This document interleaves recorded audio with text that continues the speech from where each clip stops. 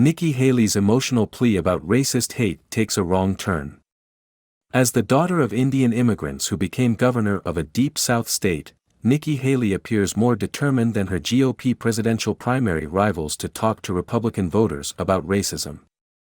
And that's forcing her into some creative rhetorical straddles. This week, 2 days after a white man killed 3 black people in Jacksonville, Florida, with a high-powered rifle festooned with swastikas, Haley issued an emotional plea on the campaign trail, insisting there's no place for hate in America. In this, Haley deserves credit for outdoing her primary foes.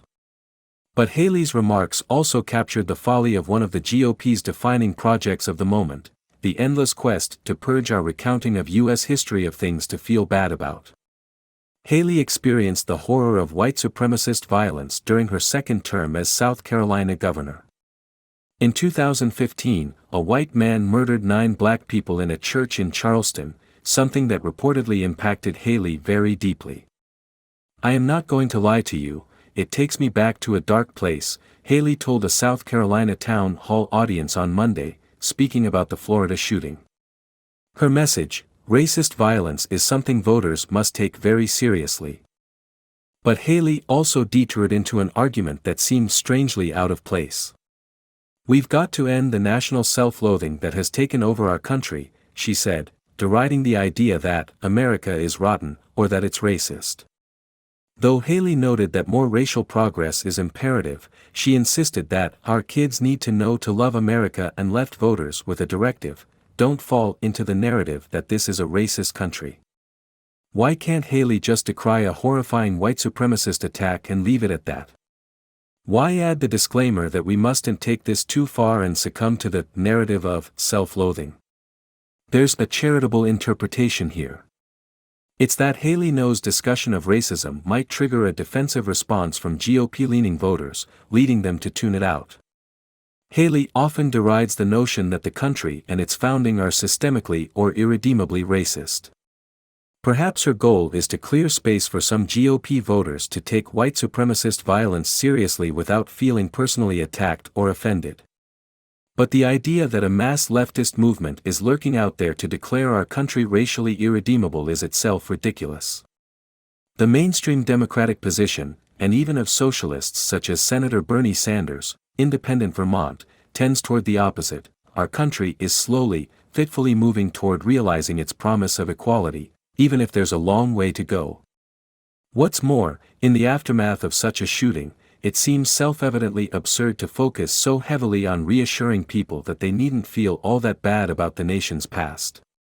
Why do the feelings of conservative voters about their country's history merit such weighty consideration at moments such as these in the first place?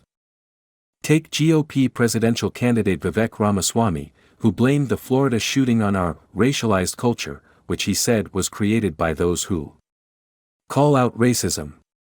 In this telling, racist violence is a backlash against those who demand that white people feel bad about the nation's white supremacist past, and that we do more to combat racism right now.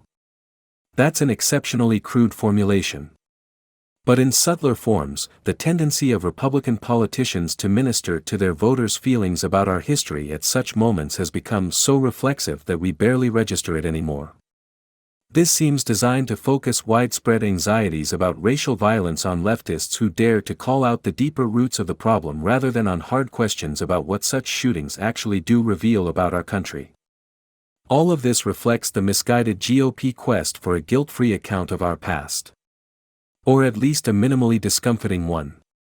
Just this week, the Miami Herald reported that Florida Governor Ron DeSantis' controversial decision to nix an African American studies curriculum was partly driven by some officials' apparent desire to teach morally fuzzier and less uncomfortable accounts of slavery.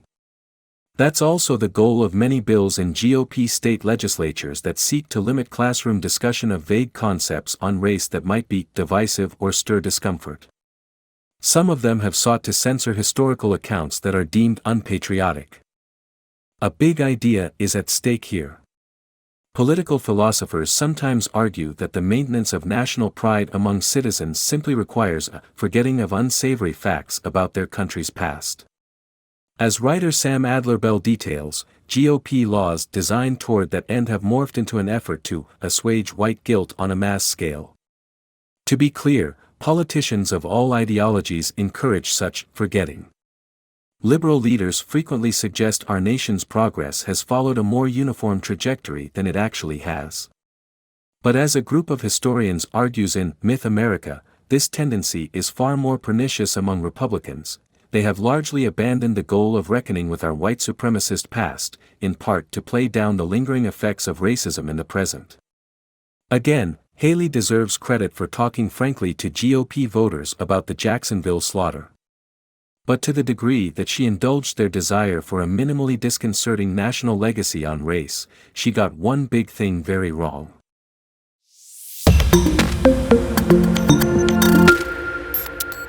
Nikki Haley's emotional plea about racist hate takes a wrong turn. As the daughter of Indian immigrants who became governor of a deep South state, Nikki Haley appears more determined than her GOP presidential primary rivals to talk to Republican voters about racism. And that's forcing her into some creative rhetorical straddles. This week, 2 days after a white man killed 3 black people in Jacksonville, Florida, with a high-powered David Weiss should resign. The Delaware U.S. Attorney should never have been named special counsel for the Hunter Biden case. In a better world, there would be no special counsels.